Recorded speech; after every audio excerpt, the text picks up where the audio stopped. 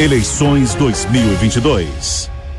A maior cobertura você terá aqui na Jovem Pan, 10 horas e 32 minutos. Nós estamos de volta com o Jornal da Manhã, segunda edição.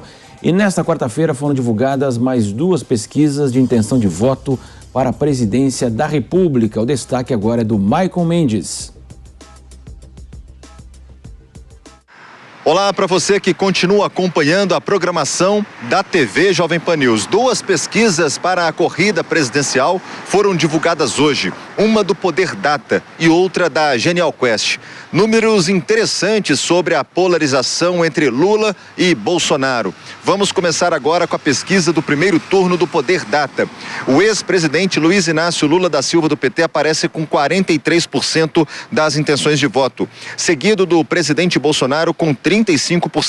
Ciro Gomes do PDT tem 6%. André Janones do Avante tem 2%. Fica à frente de Simone Tebet do MDB, que só chega a 1%. Eimael chega a 1%. Luciano Bivar do União Brasil, 1%. Outros 5 candidatos não pontuaram nessa pesquisa do Poder Data. Brancos e nulos somam 5%, não sabem também 5%. Agora vamos divulgar a pesquisa de primeiro turno da Genial Quest.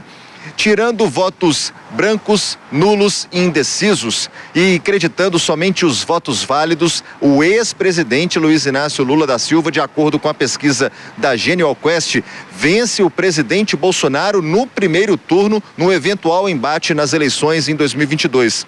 Lula chegaria a 52,87% das intenções de voto. Agora, colocando números como brancos, nulos e indecisos, aí a pesquisa mostra o seguinte cenário: Lula do PT chega a 46% das intenções de voto, seguido do presidente Bolsonaro do PL com 30%. Ciro Gomes do PDT 7%. André Janones do Avante 2%. Mais uma vez à frente de Simone Tebet do MDB, que só chega a 1%. Pablo Marçal do PROS 1%. Outros 7 candidatos não pontuaram nesta pesquisa da Genial Quest. Brancos e nulos somam 7% e indecisos somam 2%. Agora a gente vai fazer um embate sobre o segundo turno. Na pesquisa do Poder Data, Lula aparece com 50% das intenções de voto, seguido do presidente Bolsonaro com 40% das intenções de voto. Brancos e nulos somam 9%, não sabem 1%. Esse é o cenário de segundo turno da pesquisa do Poder Data. Agora é a pesquisa da Genial Quest num cenário de segundo turno. Mais uma vez, Lula aparece na frente de Bolsonaro, consegue 54% das intenções de voto, seguido do Bolsonaro, do PL, que só chega a 32%.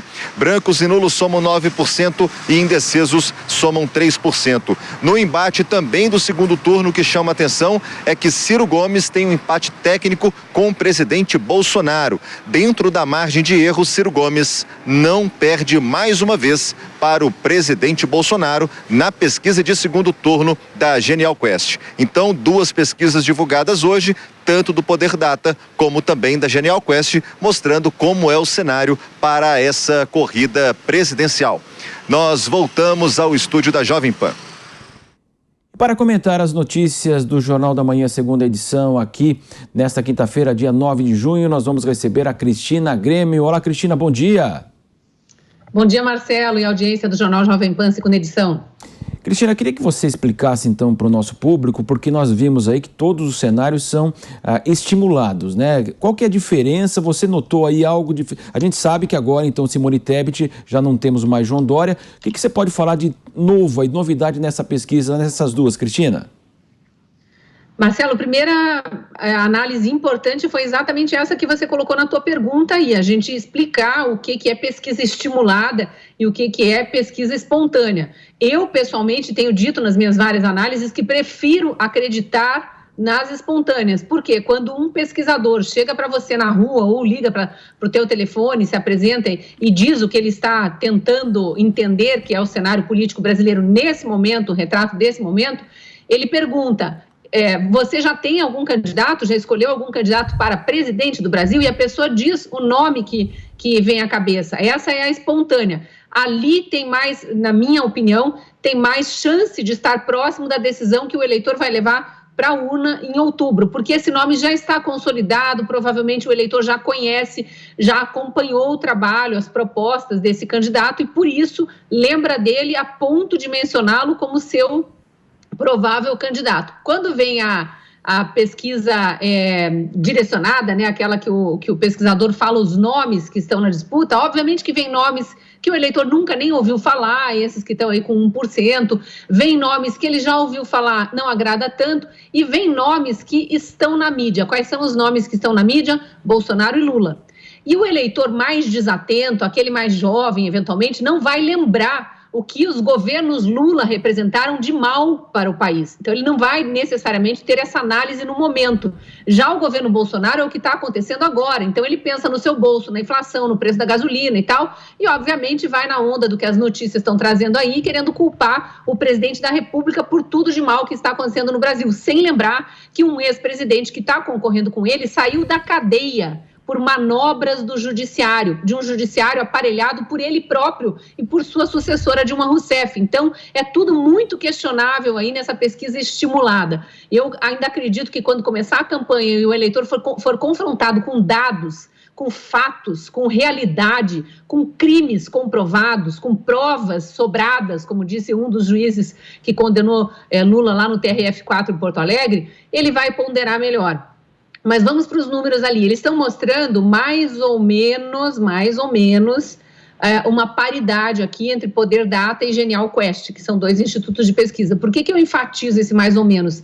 Por exemplo, vamos pegar Lula. No Poder Data está com 43%, na Genial Quest 46%. Se a gente pegar a margem de erro que eles dizem que é 2%, está até fora da margem de erro esses dois institutos. Então é muito estranho que eles sejam tão presos a estatísticas, tão certeiros como se propagam ser aí, e errem assim, na mesma semana, ligando aleatoriamente, né? Tem que ser aleatoriamente para eleitores, numa faixa etária, em todos os estados e tal, para poder ter essa equivalência aí entre o eleitorado e que dê um erro divergente, ainda que seja pequeno, está fora da margem de erro. Se um tivesse dado 43 e o outro 45, ou um 43 e o outro 41, a gente poderia considerar precisão na pesquisa. Aqui eu já não gosto, porque já tem essa disparidade. Aí, mesma coisa acontece com os interessados, né, em votar no presidente Bolsonaro. 35% na Poder Data, 30% na Genial Quest. 5% está bem além da margem de erro. Então, qual instituto está errando?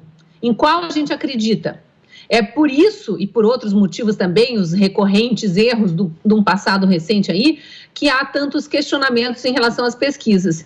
E outra, Lula, nem no auge da sua popularidade, nem no momento em que ele surfou numa onda de economia boa no mundo inteiro, Brasil todo acertadinho no pós-plano real, com inflação controlada, muito dinheiro em caixa, nem nessa época ele conseguiu se eleger em primeiro turno. Como é que se elegeria em primeiro turno agora?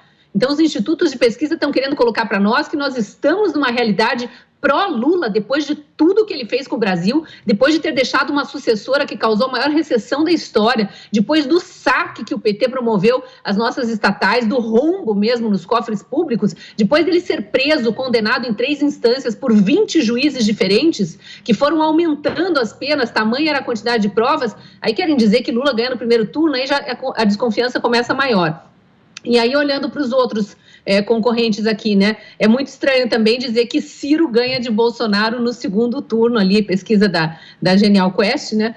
Ciro ganha no segundo turno, ele está com 6% de intenção de votos no primeiro turno e ganha no segundo turno. Me engana que eu gosto, né? É por essas e outras e também por aquilo que a gente vê com os nossos olhos de quem tem apoio nas ruas e quem não tem apoio nenhum, é que fica difícil acreditar no que vem sendo divulgado por esses institutos, Marcelo.